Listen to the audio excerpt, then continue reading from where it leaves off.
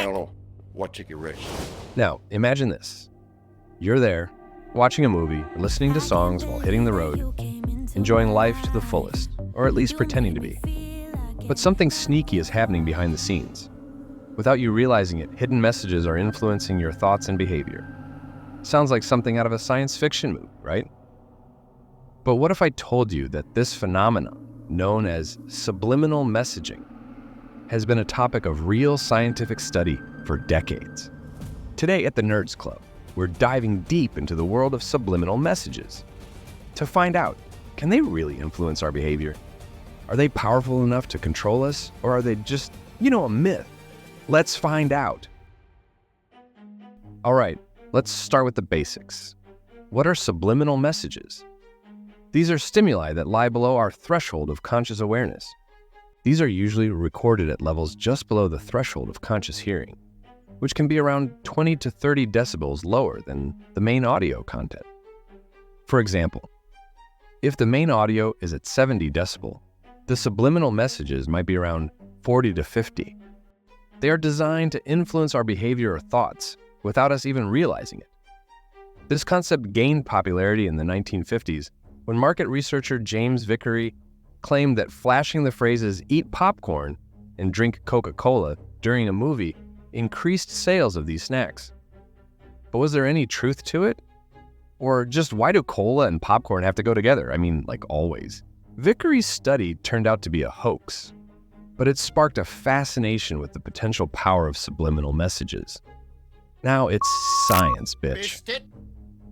Scientists began investigating whether these hidden signals could actually influence people's behavior.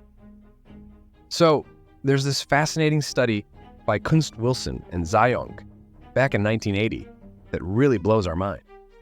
They were onto something called the mere exposure effect, which basically says we tend to like things just because we're familiar with them.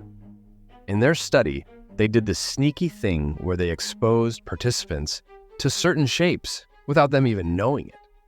Like they flashed these shapes so quickly that the participants couldn't consciously recognize them.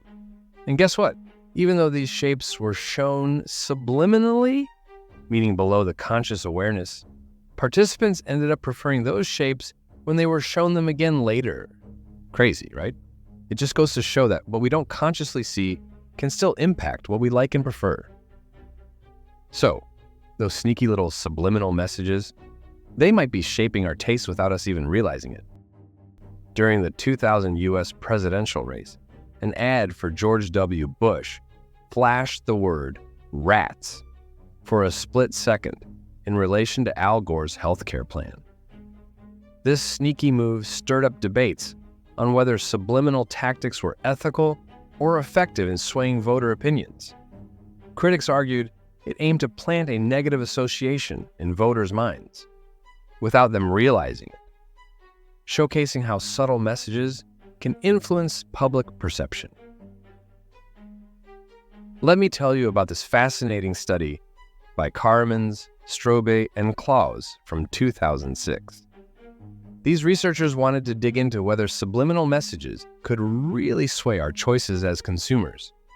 They set up an experiment where they exposed participants to the brand name Lipton Ice subliminally. That means the exposure was super quick. So quick that we couldn't consciously register seeing it. Here's the kicker. When thirsty participants were subliminally exposed to Lipton Ice, they were significantly more likely to choose that drink when given options. It's like our brains were subtly nudged towards picking Lipton Ice without us even realizing it. This study really shows how sneaky these subliminal messages can be in influencing what we decide to buy, especially when we're already thinking about quenching our thirst. I mean, think about it. If those participants weren't feeling thirsty, this whole subliminal thing wouldn't have worked its magic. It's like the devil whispering in your ear when you're most vulnerable, right? When you're parched and craving something cold and refreshing, suddenly Lipton Ice pops into your head and voila, you're reaching for it without a second thought. It's a bit eerie when you realize how easily our minds can be influenced, especially when we least expect it.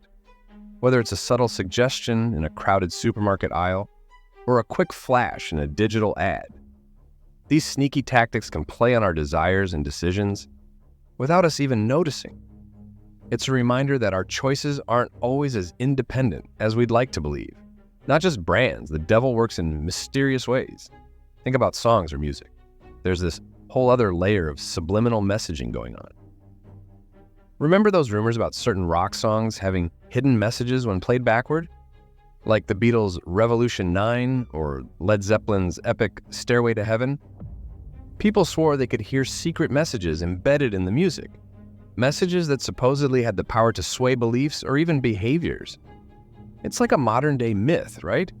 The idea that someone could hide messages in plain sound waves, reaching into our subconscious without us even knowing it. Whether it's a playful trick of the mind or something deeper, these stories show how fascinated and sometimes spooked we can get by the idea of unseen forces shaping our thoughts and actions. So next time you're jamming out to your favorite tune, maybe give it a listen backward, just in case the devil's whispering something in there too. I mean, try at your own risk, okay? Don't come blaming me later if you hear something spooky in those songs. It's all in good fun, until you start questioning whether there's some hidden agenda behind every beat and lyric. But hey, who knows? Maybe there's a reason those rumors persist. Just remember, the devil's in the details. Or maybe even in the music you least suspect.